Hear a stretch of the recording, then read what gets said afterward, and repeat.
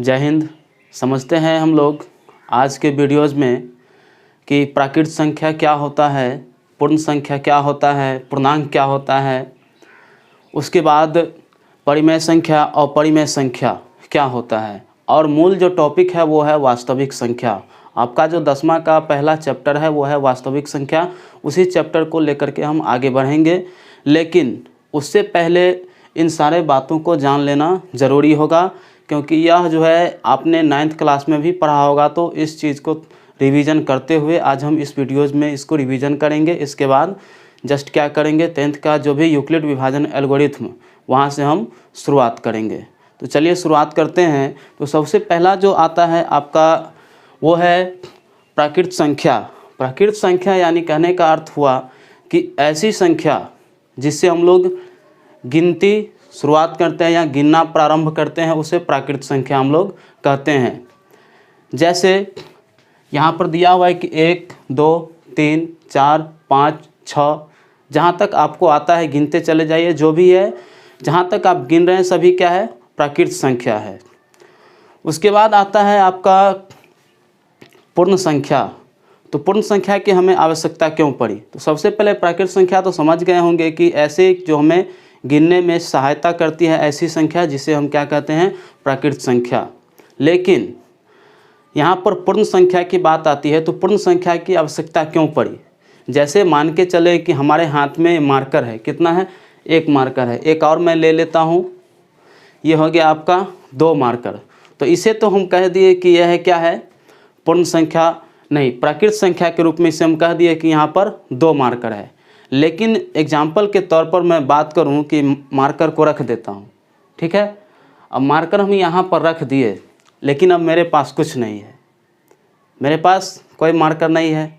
लेकिन अब जो कहेंगे कि आपके पास कितना मार्कर है, तो कुछ नहीं है। तो इसके लिए भी तो कोई ना कोई संख्या होना चाहिए। तो इसके लिए जो संख्या प्रयुक्त किया गया वो संख्या क्या है, 0 है, यानी 0 है। तो इस प्रकार से हमें पूर्ण संख्या की आवश्यकता पड़ी। तो इसीलिए कहा जा सकता है कि प्राकृत संख्या में जब हम 0 को शामिल कर लेते हैं, प्राकृत संख्या में जब हम 0 को शामिल कर लेते हैं तो वो क्या होता है, पूर्ण संख्या बन जाता है। मैं मार्कर रख देता हूँ। चलिए उसके बाद हम आते हैं, तो जैसे एग्जाम्पल पूर्ण संख्या 0 से शुरू करेंगे और 1 2 3 4 5 जहाँ तक आपका गिनती हो। तो एक हिसाब से देखें इसका डेफिनेशन, तो डेफिनेशन देखें तो प्राकृत संख्या यानी और पूर्ण संख्या। तो प्राकृत संख्या सीधा हो गया आपका कि गिनती की संख्या या फिर ऐसी संख्या जिनसे हम लोग गिनना प्रारंभ करते हैं वो प्राकृत संख्या कहलाता है।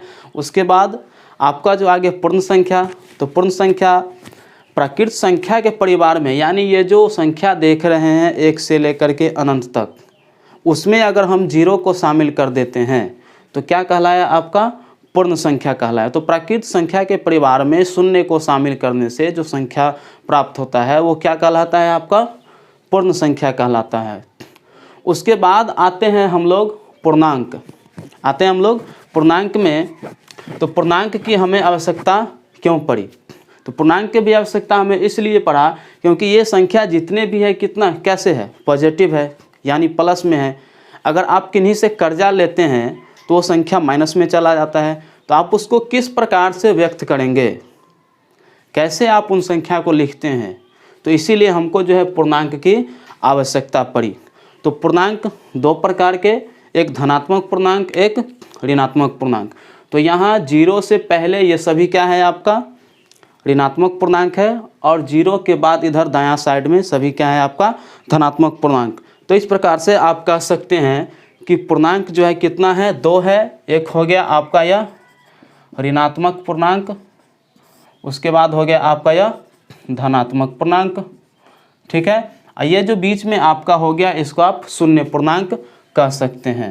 बीच में शून्य पूर्णांक, क्योंकि शून्य में आप माइनस लगाए या न लगाए, ठीक है, यह कहलाएगा आपका शून्य पूर्णांक। तो पूर्णांक हो गया आपका 2 प्रकार का, एक हो गया धनात्मक पूर्णांक, एक हो गया ऋणात्मक पूर्णांक। तो उम्मीद करता हूँ आपको यह समझ में आया होगा। अब हम चलते हैं परिमेय संख्या, चलते हैं हम परिमेय संख्या। तो परिमेय संख्या हम उसे कहते हैं, जिसे यानी साधारणतः किताब की भाषा में लिखा रहता है कि ऐसी संख्या जिसे हम P बटा Q के रूप में लिख सके। लेकिन एग्जाम्पल के तौर पर हम यहाँ दे, जैसे यह मार्कर है, या मार्कर या फिर कोई खाने का ही सामान ले लीजिए, जैसे बिस्किट ही ले लेते हैं। तो किसी के पास अगर 2.5 बिस्कुट है, यानी 2 और उसका आधा बिस्कुट है, 2.5 बिस्कुट है, तो उसको हम किस प्रकार से संख्या में व्यक्त करेंगे? तो इस प्रकार की जो संख्या जो होती है, किस प्रकार से व्यक्त करना है, वो सभी आ जाएगा किसमें? परिमेय संख्या के रूप में आएगा। यानी ऐसी संख्या जिसे हम P बट्टा Q के रूप में लिख सकते हैं, और ये दोनों का दोनों जो होगा क्या होगा? आपका पूर्णांक होगा। ठीक है, P भी होगा और Q भी क्या होगा? पूर्णांक होगा। ठीक है, ऐसी संख्या जिसे हम P बटा Q के रूप में लिख सकते हैं। तो जैसे हम अभी एग्जाम्पल बोल रहे थे आपका कि बिस्किट, जैसे 2.5 बिस्किट मेरे पास है, तो इसको हम कैसे संख्या में व्यक्त करेंगे? 2.5 अगर कहे तो सीधा इसको हम लिखते हैं कि 2.1/2 इस प्रकार से लिखते हैं। ऐसे न लिख करके सीधा हम इसको ऐसे भी लिख सकते हैं 5/2 इस प्रकार से इसको हम लिख सकते हैं। यानी कहने का अर्थ ये हुआ कि ये जो संख्या आया आपका 5/2, ये जो 5/2 है संख्या, ये आपका क्या है? परिमेय संख्या है। क्यों है? क्योंकि यह जो P बटा Q के रूप में है, यानी भाग के रूप में है। इस बात को भी ध्यान रख लीजिए, भाग के रूप में है, इसलिए इसको क्या कर सकते हैं हम? परिमेय संख्या कहते हैं। और इसमें एक बात हमें ध्यान रखने वाली बात होती है कि Q के बराबर में शून्य नहीं आना चाहिए। यहाँ पर ये जो Q है, तो Q बराबर नॉट 0 होना चाहिए। अगर Q के बराबर 0 हो जाएगा तो किसी भी संख्या के बट्टा में 0 का मतलब होता है अनंत, और अनंत कितना होता है हमें पता नहीं। अगर आपको भी पता है तो बताइए। तो इसीलिए जो है Q के बराबर में 0 नहीं होना चाहिए, नहीं तो ये क्या कहलाएगा? परिमेय संख्या नहीं कहलाएगा। इसका कुछ हम एग्जाम्पल सब ले लेते हैं। ठीक है, एग्जाम्पल ले सकते हैं, 0 भी ले सकते हैं एग्जाम्पल, क्योंकि 0/1 हम लिख सकते हैं, 0/1 लिख सकते हैं। तो अतः P का मान हो गया ये 0, और ये हो गया आपका Q का मान। उसके बाद एग्जाम्पल ले 1 भी हो सकता है, क्योंकि 1/1 हम लिख सकते हैं। ठीक है, किसी बट्टा में अगर कुछ नहीं है तो 1 मानते हैं, आपको पहले से ही ऑलरेडी पता होगा। चलिए, और भी बहुत सारा एग्जाम्पल माइनस में भी ले सकते हैं। -2/5 ये भी आपका क्या है? परिमेय संख्या है। तो इस प्रकार से देखिए बहुत सारा एग्जाम्पल है। 6/3, 8/12, तो ये एग्जाम्पल सब आप लिख सकते हैं, अपने मन से भी लिख सकते हैं, माइनस में भी लिख लीजिए 2/9। ठीक है, जो भी है, ये जितने भी संख्या देख रहे हैं सभी आपका क्या है? परिमेय संख्या है। और इस संख्या में Q के बराबर में 0 नहीं है, एक यानी अंश है और एक हर है। तो इसको दूसरा डेफिनेशन दे तो ऐसी संख्या जिसे हम अंश और हर के रूप में लिख सके, ऐसी संख्या जिसे हम अंश और हर के रूप में लिख सके, वह आपका कहलाता है परिमेय संख्या कहलाता है। लेकिन शर्त यह है कि हर के बराबर में शून्य नहीं होना चाहिए। अगर शून्य होगा हर के बराबर में तो क्या होगा? उस संख्या का वैल्यू हो जाएगा अनंत हो जाएगा। ठीक है, उम्मीद करता हूँ आपको अच्छा से समझ में आया होगा। अब चलिए हम चलते हैं अगला जो है अपरिमेय संख्या। अपरिमेय संख्या की ओर चलते हैं, तो इस सबको पहले मैं साफ कर देता हूँ। चलिए,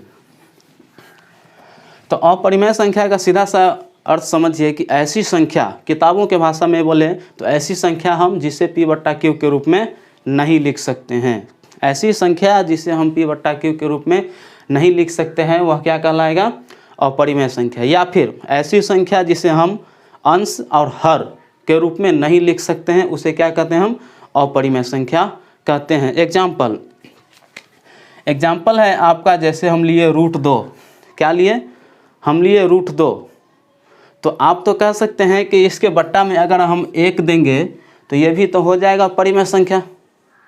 आपके मन में चलता होगा, जैसे दिए हम √3, इसके बट्टा में 1 दिए, ये भी तो हो जाएगा परिमेय संख्या हो जाएगा। आपके मन में इस प्रकार से चल रहा होगा। लेकिन बात ये है कि याद कीजिए कि इससे पहले हम बताए थे कि अंश और हर जो होगा वो पूर्णांक होना चाहिए। क्या होगा? कोई ना कोई पूर्णांक होना चाहिए।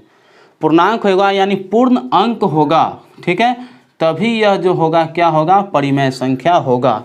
लेकिन ये जो रूट 2 का मान है, रूट 3 का मान है, यह क्या है? पूर्णांक नहीं है। और दशमलव के ऐसा भी नहीं है कि निश्चित एक ही स्थान तक या 2 ही स्थान तक इसका मान फिक्स है, आप चाहे जहाँ तक वहाँ तक निकाल सकते हैं, ठीक है। उसके बाद हम बात करें तो यहाँ तक मैं उम्मीद करता हूँ समझ में आया होगा कि जैसे इसका एग्जाम्पल सब और भी एग्जाम्पल सब है।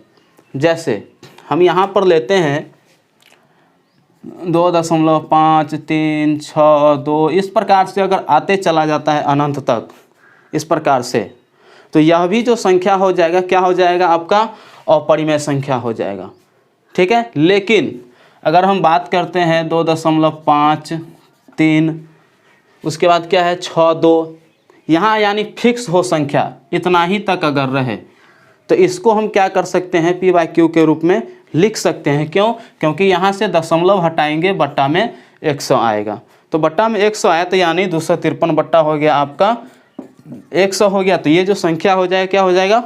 परिमेय संख्या हो जाएगा, ठीक है। उम्मीद करता हूँ समझ में आया होगा। और भी बहुत सारे बात, तो अभी जो हम बताए कि परिमेय संख्या तो दशमलव के बाद अगर आता ही रहेगा संख्या, रुकेगा नहीं, ठीक है, आता ही रहेगा, अनंत बार आता रहेगा, तो वो भी संख्या क्या हो जाएगा? अपरिमेय संख्या होगा। लेकिन दशमलव के बाद अगर संख्या रुक जाता है, निश्चित हो जाता है, तो वो संख्या क्या कहलाएगा? फिर परिमेय संख्या कहलाएगा। उम्मीद करता हूँ समझ में आया होगा। और भी बहुत सारे एग्जाम्पल, जैसे एक एग्जाम्पल आता है पाई का, ठीक है, एक एग्जाम्पल आता है पाई का। तो पाई का जो मान होता है क्या होता है? 22/7 होता है, ठीक है, यह पाई का मान होता है। लेकिन याद रखिए ये पाई का वास्तविक मान नहीं है। पाई का जो क्या, यह लगभग में मान लिया गया है, ये बराबर नहीं है, यह लगभग में मान लिया गया है कि पाई का जो मान होता है लगभग कितना होता है? आपका 22/7 होता है, न कि पाई का मान होता है 22/7। ये पाई के लगभग में है 22/7। तो यहाँ पर देखें तो पाई एक अपरिमेय संख्या है, पाई एक अपरिमेय संख्या है, ठीक है, पाई एक अपरिमेय संख्या है। लेकिन हम बात करें यहाँ पर 22/7 इसका मान, 22/7 यह क्या है? परिमेय संख्या है, ठीक है। उम्मीद करता हूँ समझ में आया होगा। पाई का मान 22/7 परिमेय संख्या है और ये पाई जो है अपरिमेय संख्या है। क्लियर हो गया होगा? क्यों है बता दिए हैं इससे पहले ही, ठीक है। उम्मीद करता हूँ समझ में आया होगा। अब चलते हैं इसका जो नेक्स्ट पॉइंट है, अब आते हैं अंत में वास्तविक संख्या। कहाँ पर है हम लोग? वास्तविक संख्या। तो वास्तविक संख्या, परिमेय संख्या और अपरिमेय संख्या दोनों को मिला करके जो संख्या बनेगा वो क्या कहलाएगा? आपका वास्तविक संख्या। तो यानी सीधा सा अगर एक डेफिनेशन दें, परिभाषा दें, तो वास्तविक संख्या उसे कहते हैं, यानी परिमेय संख्या और अपरिमेय संख्या के समुच्चय को क्या कहते हैं? हम वास्तविक संख्या कहते हैं। इंग्लिश में कहें तो परिमेय को क्या कहते हैं हम लोग? रेशनल नंबर, उसके बाद अपरिमेय इरेशनल नंबर, उसके बाद वास्तविक संख्या रियल नंबर, उससे पहले हम लोग पढ़े थे प्राकृतिक संख्या नेचुरल नंबर, उसके बाद पढ़े थे पूर्ण संख्या होल नंबर, उसके बाद पढ़े थे हम लोग पूर्णांक यानी इंटीजर। इंटीजर भी दो प्रकार के बताए थे, पॉजिटिव इंटीजर और निगेटिव इंटीजर। एक था जीरो इंटीजर यानी शून्य पूर्णांक। उम्मीद करता हूँ समझ में आया होगा। तो वास्तविक संख्या समझ गए होंगे। और इससे भी क्वेश्चन बनता है कि देखिए प्रत्येक परिमेय संख्या, किस प्रकार से क्वेश्चन पूछा जाएगा कि प्रत्येक परिमेय संख्या क्या हो सकता है? वास्तविक संख्या हो सकता है। ऐसे क्वेश्चन रहता है कि क्या प्रत्येक परिमेय संख्या वास्तविक संख्या हो सकता है? तो हाँ हो सकता है। लेकिन इसका उल्टा प्रत्येक वास्तविक संख्या परिमेय संख्या नहीं हो सकता है। क्यों नहीं हो सकता है? क्योंकि इसमें अपरिमेय संख्या भी शामिल है, इसलिए प्रत्येक वास्तविक संख्या परिमेय संख्या नहीं हो सकता है, लेकिन प्रत्येक परिमेय संख्या वास्तविक संख्या होगा। ठीक इसका एक और विपरीत है कि प्रत्येक अपरिमेय संख्या प्रत्येक अपरिमेय संख्या आपका वास्तविक संख्या हो सकता है, लेकिन प्रत्येक वास्तविक संख्या अपरिमेय संख्या नहीं हो सकता है। क्यों? क्योंकि वास्तविक संख्या के परिवार में परिमेय संख्या भी है, इसीलिए। तो उम्मीद करता हूँ आपको बहुत ही अच्छा से समझ में आया होगा। वास्तविक संख्या का यह पार्ट 1 वीडियोज़ है, और आगे हम लोग जो पढ़ेंगे वो पढ़ेंगे यूक्लिड विभाजन एल्गोरिथम, जो कि 10वां का जो फर्स्ट चैप्टर है वास्तविक संख्या, उन्हीं से शुरू होता है। बस मैं इसको केवल एक रिवीजन के तौर पर बताया हूँ, ठीक है। थोड़ा सा एक झलक बता देता हूँ यूक्लिड विभाजन एल्गोरिथम। यानी ऐसे समझिए, यूक्लिड विभाजन एल्गोरिथम भाज्य, भाजक, ठीक है, भागफल और शेषफल, इस प्रकार के संख्या में जो विभक्त रहता है उसे क्या कहते हैं हम लोग? यूक्लिड विभाजन एल्गोरिथम कहते हैं। यानी एक संख्या इसमें हो गया भाज्य, ये हो गया भाजक, भागफल, ठीक है, यहाँ से घटा के कुछ बचेगा, वो क्या होगा? शेषफल, ठीक है। तो यानी इसको इंग्लिश में कहते हैं A बराबर B, ये हो गया Q, ये R। तो इसी बातों को हम लोग यूक्लिड विभाजन एल्गोरिथम में पढ़ेंगे। मूल रूप से हम लोग इन्हीं बात का चर्चा करेंगे यूक्लिड विभाजन एल्गोरिथम में, कि A बराबर BQ प्लस R, यानी भाज्य बराबर भाजक गुने भागफल जोड़ शेषफल। और ये आप पहले भी पढ़ चुके होंगे, बस इसको हमें समझना होता है कि किस प्रकार से हम लोग बनाएंगे ताकि बोर्ड में अच्छा नंबर हम लोगों को प्राप्त हो।